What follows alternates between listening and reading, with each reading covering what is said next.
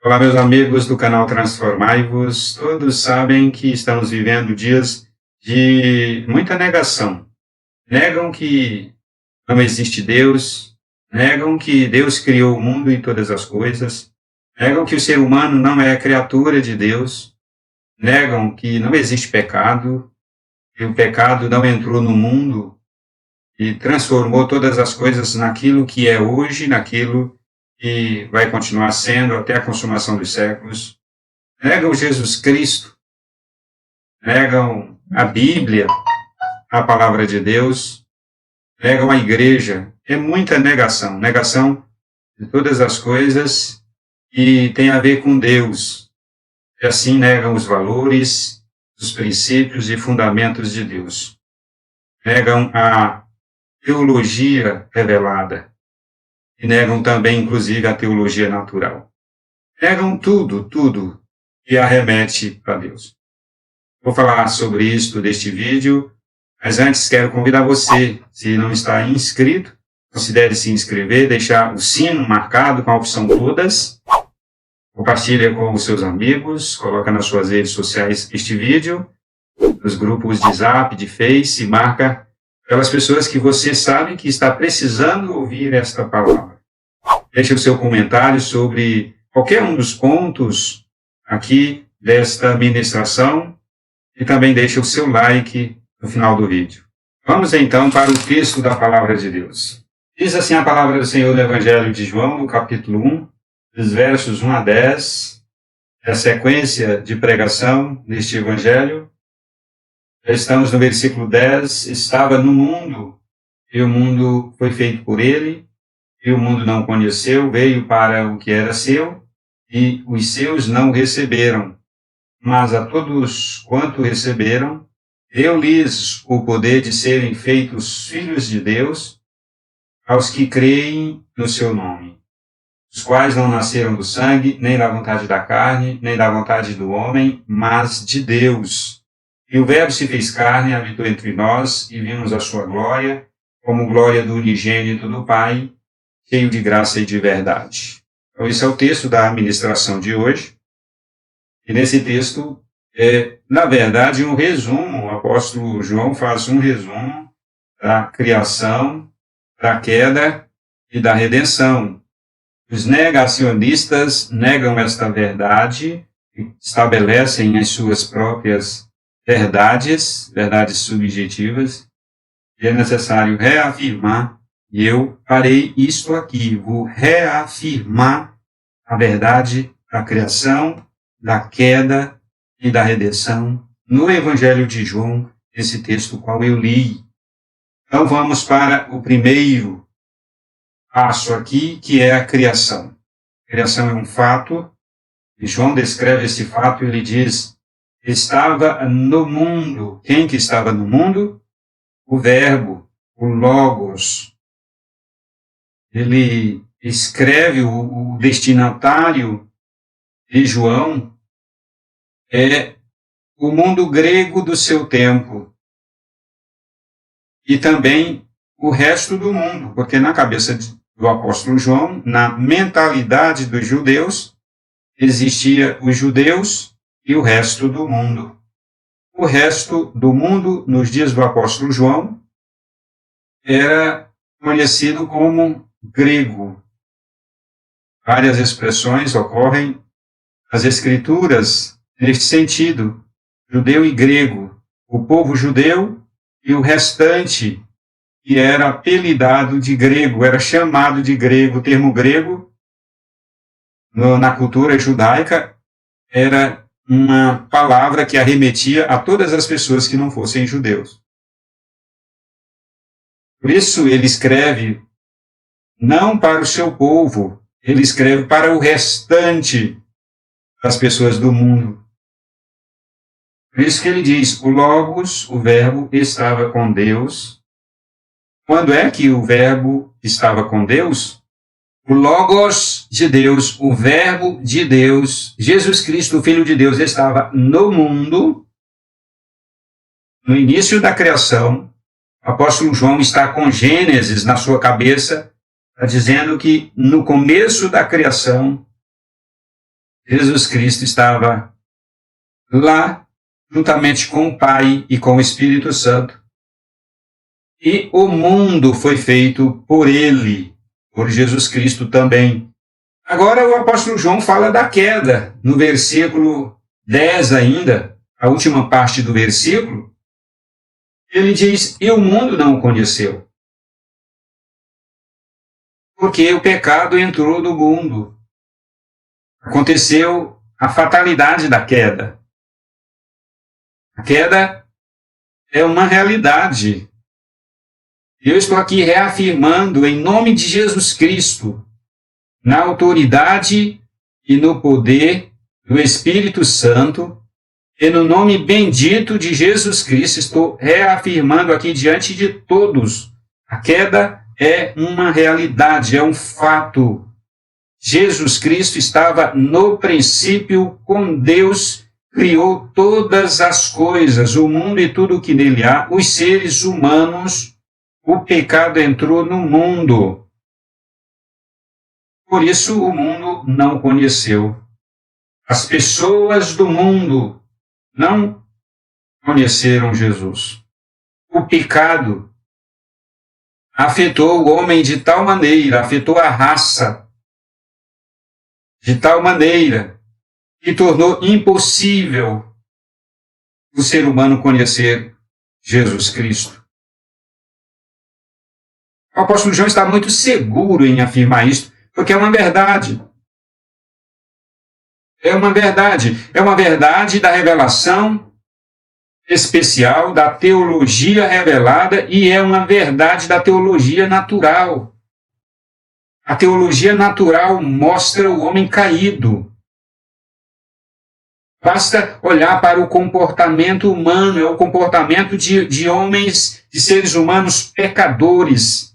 E se são pecadores, é porque nasceram em pecado. E se nasceram em pecado, é porque o pecado entrou no mundo e afetou de forma fatal e dramática o ser humano. Todos nascemos em pecado, exceto Adão. Todos os seres humanos nascem em pecado, exceto Adão. Toda a descendência de Adão foi afetada fatalmente pelo pecado. Então, o mundo, os seres humanos, e aqui nesta parte do versículo, a última parte do versículo 10, a palavra mundo, é prioritariamente os seres humanos. Os seres humanos não o conheceu, não conheceu o Logos, o Verbo, Jesus Cristo, Filho de Deus. E continua não conhecendo até hoje. Porque isso é fatalidade. A fatalidade da existência é o homem não conhece Jesus Cristo. Isso chama queda. O homem, ser humano, não conhece Jesus Cristo. Essa é a regra. Se não houvesse redenção, e eu vou falar disso já já, o ser humano estaria irremediavelmente perdido, porque a regra é: o homem é caído, o homem é pecador desde o seu nascimento, o homem é caído desde a queda, desde o primeiro homem, Adão, quando ele, por meio de Adão, o pecado entrou no mundo. Então, nessas condições, o ser humano não conheceu, não conhece e jamais conhecerá o Logos de Deus, o Filho de Deus. Jamais vai conhecer. Precisamos reafirmar isso.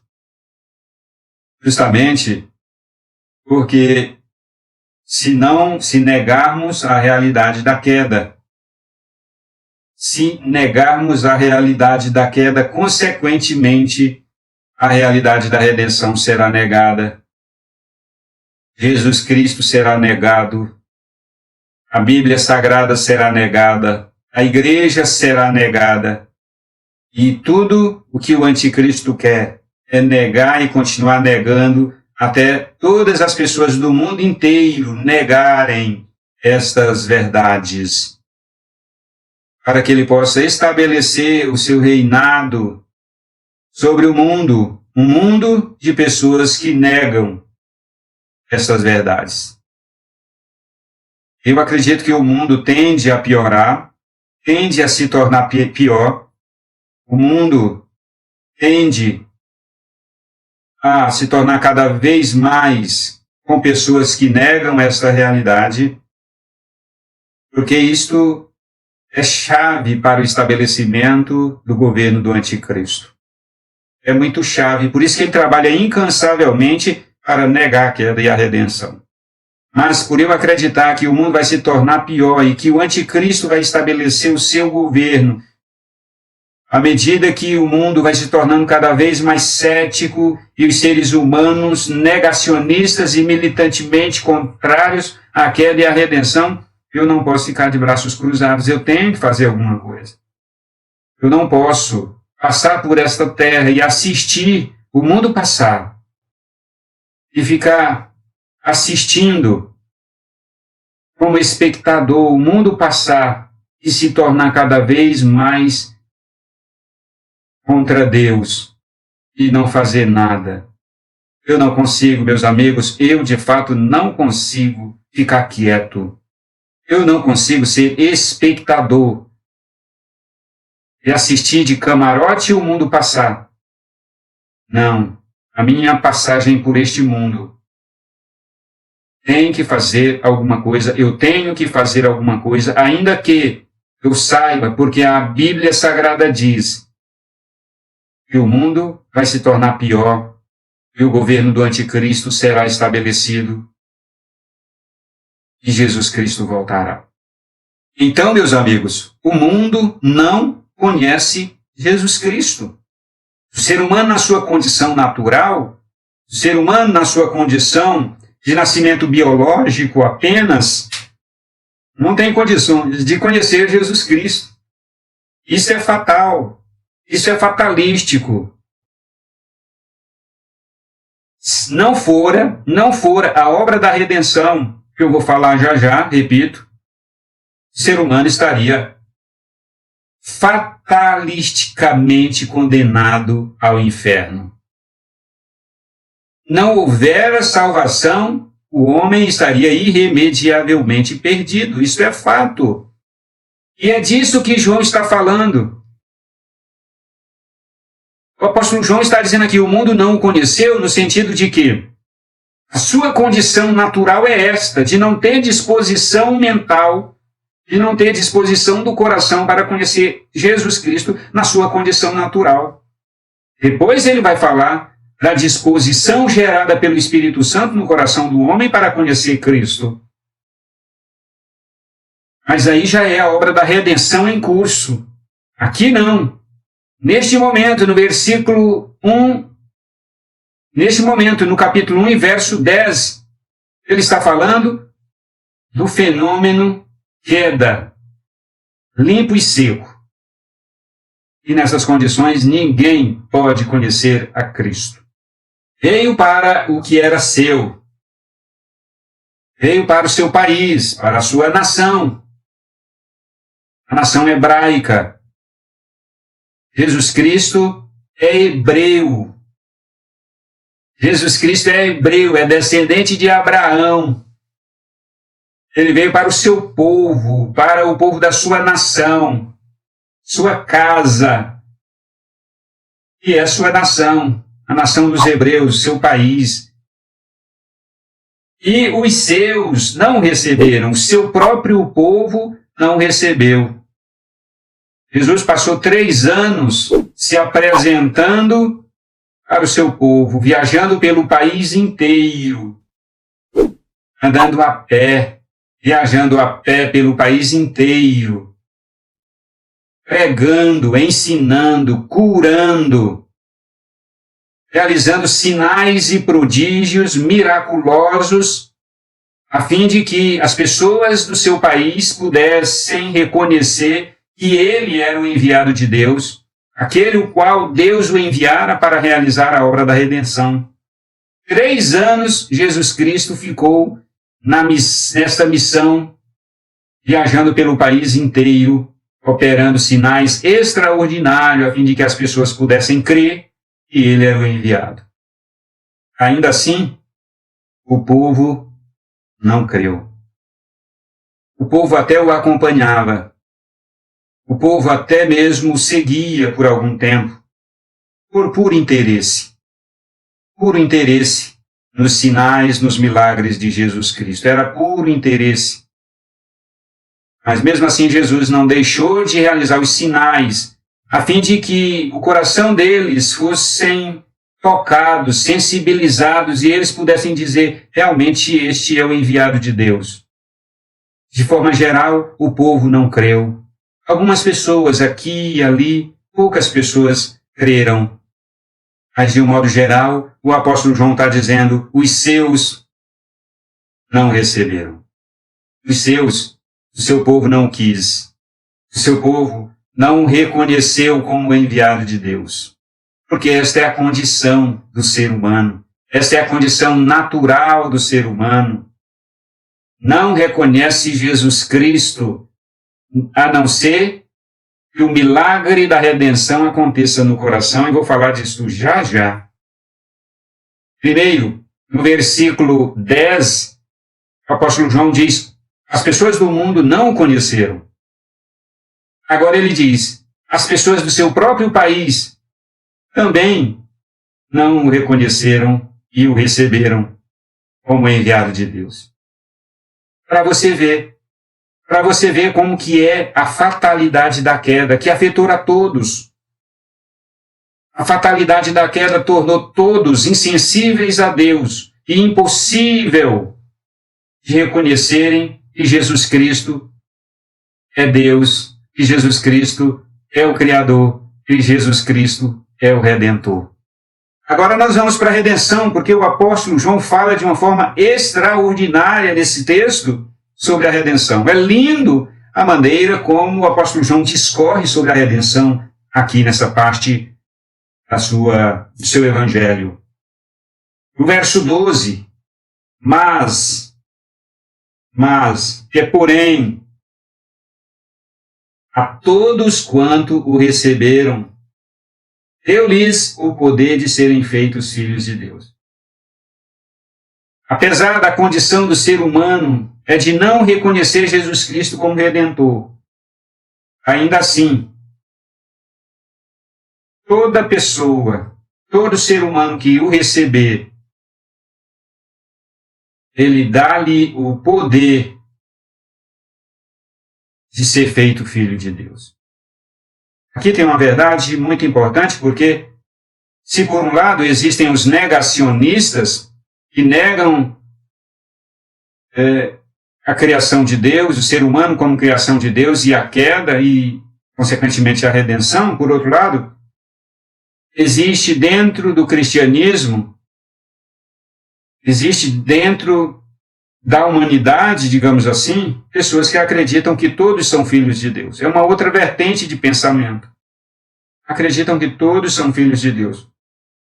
O apóstolo João está dizendo, não é. É somente aquele que recebe Jesus Cristo. Ele diz, deu-lhes o poder de serem feitos filhos de Deus. Evangelho de João, capítulo 1, verso 12. Então, dentro da fatalidade da queda, a redenção é um fenômeno extraordinário, maravilhoso. Crer em Jesus Cristo é a condição-chave nesta filiação, como diz aqui no verso 12, aos que creem no seu nome. Exatamente isso.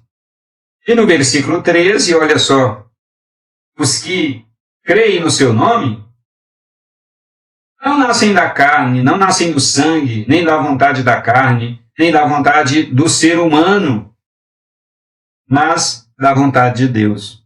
O novo nascimento, o nascimento em Cristo, em Deus, o nascimento no Espírito, é o nascimento segundo a vontade de Deus. As pessoas que nascem de Deus, não nascimento biológico, inclusive no mesmo Evangelho de João, chegou uma pessoa a Jesus, um homem muito inteligente, capaz, estudado, com diplomas, e disse, como é que eu posso nascer de novo? Jesus disse, não estou falando desse nascimento. Porque ele disse, como é que eu posso nascer de novo? Eu posso, porventura, voltar do ventre da minha mãe e nascer de novo? Jesus disse, não estou falando desse nascimento, eu estou falando de outro nascimento que você não conhece. É o nascimento segundo Deus, é o nascimento do Espírito. Então, esses que nascem do Espírito Santo, em outro lugar nas Escrituras diz que são nascidos de Deus, nascidos de Cristo. Esses creem no nome de Jesus Cristo. É esta obra da redenção que acontece no coração das pessoas. Pessoas que nascem, esse nascimento, esse novo nascimento, elas creem, elas passam a crer em Jesus Cristo porque elas foram habilitadas pelo Espírito Santo, elas foram tornadas capazes de crer na pessoa de Jesus Cristo. E é isso que o apóstolo João está dizendo aqui. E ainda falando de redenção, aqui no verso 14 ainda, o verbo se fez carne, o verbo de Deus, o Logos de Deus, Jesus Cristo, Filho de Deus, se fez carne e habitou, esquenosen, colocou seu tabernáculo, colocou a sua tenda, estabeleceu a sua tenda entre nós.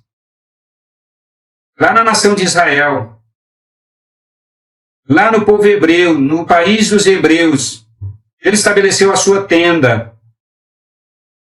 Essa linguagem do apóstolo João é muito importante porque tenda é uma habitação temporária que as pessoas colocavam, estabeleciam, elas colocavam temporariamente uma tenda e ficavam ali por pouco tempo, ficavam por pouquíssimo tempo na tenda, depois tirava a sua tenda. E ele usa essa expressão, colocou a sua tenda entre nós. Momento temporário. Como eu já disse, a obra da redenção histórica, geográfica, no tempo e no espaço. E continua. No verso 14 ainda, ele diz, e vimos a sua glória. Quem viu a glória de Jesus? Pedro, Tiago e João foram convidados por ele. Está registrado nos 3 evangelhos sinóticos, Mateus, Marcos, Lucas e João. Jesus Cristo os convidou para um monte e levou somente os 3. Lá no monte, Jesus Cristo se transfigurou. Esta é a palavra usada. Esta é a palavra que a gente usa. Ele se transfigurou para o corpo da sua glória. Ou seja, o seu corpo biológico foi transformado para o corpo da sua glória por um instante de tempo. Jesus Cristo se transfigurou no corpo que ele veio a ter depois que ressuscitou dos mortos. Antes mesmo de morrer, naquele monte, ele se apresentou aos seus discípulos, assumindo, recebendo o corpo da sua glória. Os discípulos ficaram muito encantados com aquilo, fascinados. Na mesma ocasião, esteve ali no meio deles Moisés e Elias, no chamado Monte da Transfiguração.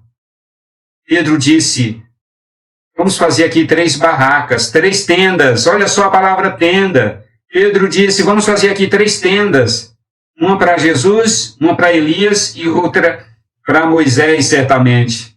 Eles não queriam descer do monte, era fantástico aquele momento, foi extraordinário aquele momento de transfiguração para os discípulos.